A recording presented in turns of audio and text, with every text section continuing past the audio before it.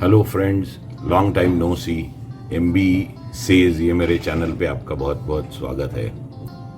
आज का ये वीडियो खास है क्योंकि बहुत लोगों ने मुझे रिक्वेस्ट की है कि गाड़ी लेने के पहले कुछ चीज़ें जो इम्पोर्टेंट होती है, जो घर बैठे आप सोचते हैं, आपके फैमिली से डिस्कस करते हैं, उसके बारे में बताने के लिए मुझे रिक्वेस्ट की है। तो आज का ये वीडियो खास उसी के लिए है क्योंकि अभी फेस्टिव सीज़न भी आ रहा है, तो अभी डिस्काउंट्स भी मार्केट में ऑफ़र किए जाएंगे, अभी से चालू हो गए हैं। तो उसके बारे में आज कुछ चीज़ें आप तक लेके आ रहा हूँ मैं।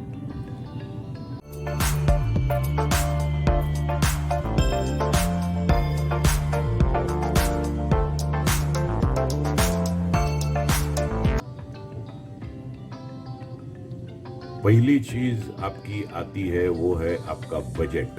अपने जेब में कितना पैसा है और कितना आप सोचते हो कि वो गाड़ी के ऊपर आप खर्चा करें। दैट इज़ वेरी इम्पॉर्टेंट कि बजट क्या है आपका। बजट के पीछे पीछे आपका आएगा कि वो बजट में आपको कौन सी गाड़ी लेनी है। मतलब आपको यूज्ड सेगमेंट चाहिए या आपको ब्रांड न्यू ही चाहिए, वो आपको तय करना पड़ेगा बजट के पीछे पीछे। बाद में आपको कौन सी company you are comfortable with, मतलब आपको लगता है कि कौन सी कंपनी अच्छी है गाड़ी में और आपके बजट में उसकी मॉडल्स अवेलेबल है, तो आपको वो भी देखना पड़ेगा। और उसके बाद जैसा लिस्ट में दिया है कि आपको उसमें फ्यूल कौन से, मतलब डीजल वेरिएंट चाहिए या पेट्रोल वेरिएंट चाहिए। बहुत बार ऐसा लोगों का विश्वास रहता है कि डीजल वेरिएंट ये बहुत सस्ता गिरता है क्योंकि उसकी एवरेज अच्छी रहती है। लेकिन मैं आपको एक सजेस्ट करूँगा कि अगर आप बाहर गांव किधर ज़्यादा जाते ही नहीं, आपका रनिंग ज़्यादा होता ही नहीं, अगर रोज का या साल का आप पकड़ लो, साल का करीबन समझो 10,000, 12,000 या 15,000 भी रहेगा, तो भी डीजल वेरिएंट की आपको ज़रूरत नहीं, ऐसा आप समझ लो। Because if you calculate the cost of diesel vehicle and petrol vehicle, उसमें करीबन 1,00,000 रुपए मिनिमम डिफरेंस रहता है। So to cover that 1,00,000 rupee difference, it will take 3 years। उसमें 3 साल आपको लगेंगे कि वो जो आपने इन्वेस्ट किया है 1,00,000 रुपए ज़्यादा डीजल के लिए, और जिसकी एवरेज भी पेट्रोल व्हीकल से ज़्यादा है, तो 3 साल तो उसको कवर करने में लगेंगे, बाद में उसका मुनाफा होगा। और ये भी आपका डीजल और पेट्रोल प्राइसिंग, ये अगर डिफरेंस है, तो पहले ज़माने में ऐसा था कि डीजल सस्ता था, अभी ऐसा हो गया कि इट इज़ ऑलमोस्ट, पेट्रोल और डीजल ऑलमोस्ट ऐसा लेवल में ही है। तो इसके लिए फ्यूल में तो अगर ज़्यादा रनिंग नहीं है तो पेट्रोल वेरिएंट बहुत मतलब आपको फ़ायदेमंद रहेगा। उसके बाद आएगा आपका ट्रांसमिशन भी।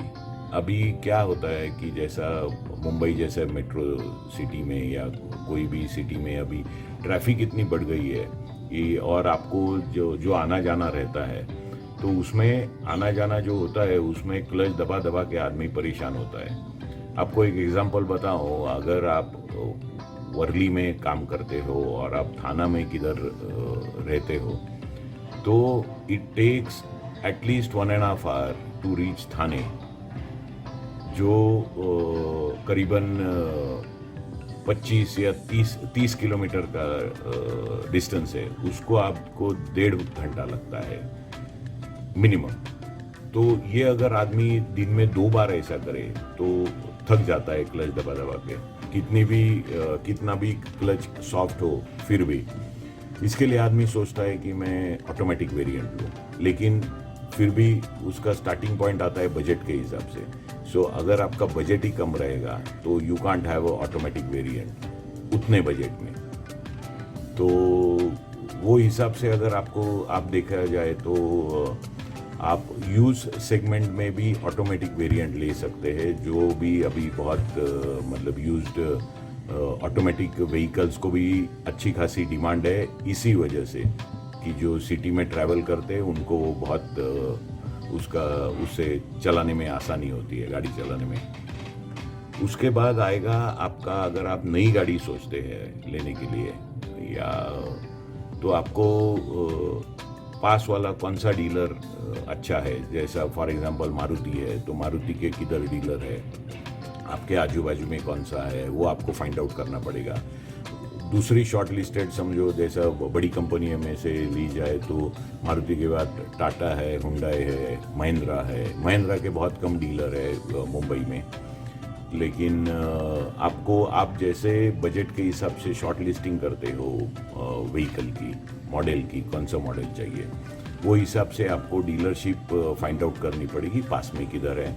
दूसरी चीज़ आपकी है कि उसका सर्विस स्टेशन किधर है, क्योंकि आप एक बार जाके तो किधर से भी लंबे जाके भी आप गाड़ी ले सकते हो, लेकिन अगर सर्विसिंग के लिए देने के लिए फिर से अगर उठ के जाना पड़े तो वो ज़्यादा तकलीफदायक होता है। इसके लिए आपको डीलर भी सही चूज़ करना होगा, और उसका सर्विस स्टेशन भी, कि आपको बाद में उसकी परेशानी ना हो।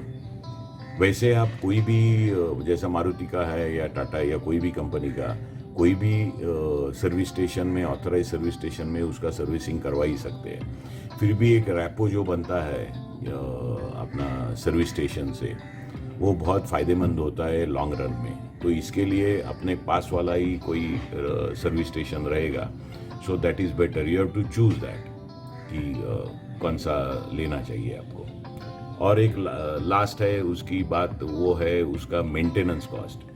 सो हर गाड़ी की मेंटेनेंस कॉस्ट अलग अलग रहती है। कंपनी कुछ भी बोले, लेकिन आपको मेरे करीबन अभी 25-27 साल हो गए मैं ये लाइन में हूँ, और उसका अनुभव मैं बताता हूँ कि जैसा Maruti servicing is very cheap ऐसा लोगों को लगता है, लेकिन ऐसा कुछ नहीं है। अगर आप उसकी एक्सटेंडेड वारंटी लेते हो या कुछ भी वारंटी के हिसाब से अगर आपको चलना है, तो उसके लिए आपको कंपलसरी सर्विसिंग ऑथराइज्ड डीलर के पास ही करनी होगी, ऑथराइज सर्विस स्टेशन पे ही करनी होगी। उससे क्या होता है कि अगर यूज़र मैनुअल में, आपको एक एग्जांपल दूं, मेरी एक एर्टिगा थी और 1.5 साल में मैं बेच दी वो गाड़ी, लेकिन आई रिमेंबर कि करीबन 40,000 ऑड किलोमीटर्स का जो सर्विस होता है उसमें मुझे बोला गया कि आपको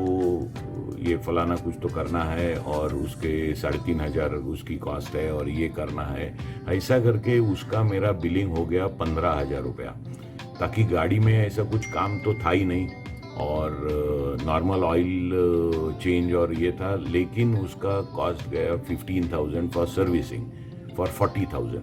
अगर आपको वारंटी बचानी है और उसके पूरे नॉर्म्स आपको फॉलो करने हैं, तो उसकी कॉस्ट ज़्यादा है। तो मारुति कुछ सस्ती गाड़ी नहीं है for maintenance also compare to Maruti. अगर आप टाटा में जाओ तो टाटा में ऐसा है, मैं तो टाटा का भक्त हूँ, क्योंकि टाटा की गाड़ियाँ मतलब बहुत ही अच्छी रहती है, रफ एंड टफ रहती है, सस्ते में अच्छा प्रोडक्ट देते हैं, जो एवरेज भी अच्छा है वो गाड़ियों का। और अभी तो उनका मतलब पूरा नक्शा ही बदल डाला है उन्होंने गाड़ियों का। मतलब उनकी फर्स्ट प्रायोरिटी है अभी टाटा की सेफ्टी। सो आपने पढ़ा ही होगा कि टाटा की नेक्सन है और भी दूसरी गाड़ियां है, अल्ट्रोज है, ये सब सेफ्टी फीचर में नंबर 1 पे आती है, और ना कि मारुति जैसी गाड़ी जो बहुत पतली है। मतलब उसका डिज़ाइन भी ऐसा है कि जो उतनी सेफ नहीं है गाड़ी। एंड टाटा और टोयोटा ये नॉर्मली आप देखिए उनकी बेस वर्जन में भी उनका एयरबैग इज़ मैंडेटरी। तो मतलब एयरबैग के लिए अलग से पैसे नहीं देने पड़ते जो आपको मारुति में देने पड़ते हैं। तो आपको बोल रहा था कि टाटा का सर्विसिंग जो है कि वो 15,000 किलोमीटर्स पे रहता है। तो जैसा 10,000 और 15,000 मारुति का 10 रहता है, ये 15 रहता है, तो 5,000 किलोमीटर आप एक्स्ट्रा चला सकते हो उसी ऑयल में, उसी खर्चे में। तो ये भी आपको कैलकुलेट करना पड़ेगा। और सबसे लास्ट, आपका अगर मॉडल डिसाइड हो गया, जो कुछ है उसका आप कस्टमर रिव्यू पढ़िए। नेट पे जाइए, वो पर्टिकुलर मॉडल के हिसाब से उसके आप अलग अलग रिव्यू आप उस पढ़ सकते हो और वो हिसाब से आप गाड़ी चूज़ कर सकते हो। और नहीं तो एक सिंपल ये MB सेज पे मुझे मैसेज कीजिएगा कि आपको क्या दिक्कत आ रही है। अगर मेरे साइड से मैं सुलझा सकता हूँ आपका प्रॉब्लम तो मैं सुलझा ही दूंगा। ये थी आज की घर बैठे बैठे कौन सी गाड़ी आप शॉर्टलिस्ट कर सकते हो उसके पॉइंट्स की कहानी।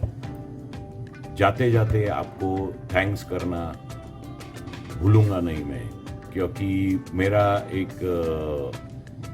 रॉजर ऐप का वीडियो है जो आपको काफ़ी सारे लोगों को पसंद आ रहा है।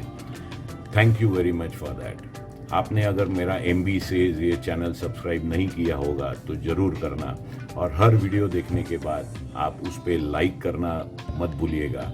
और कुछ सुझाव है या ऐसा कुछ भी दिक्कत है आपको तो कमेंट करना मत भूलिएगा। Thank you.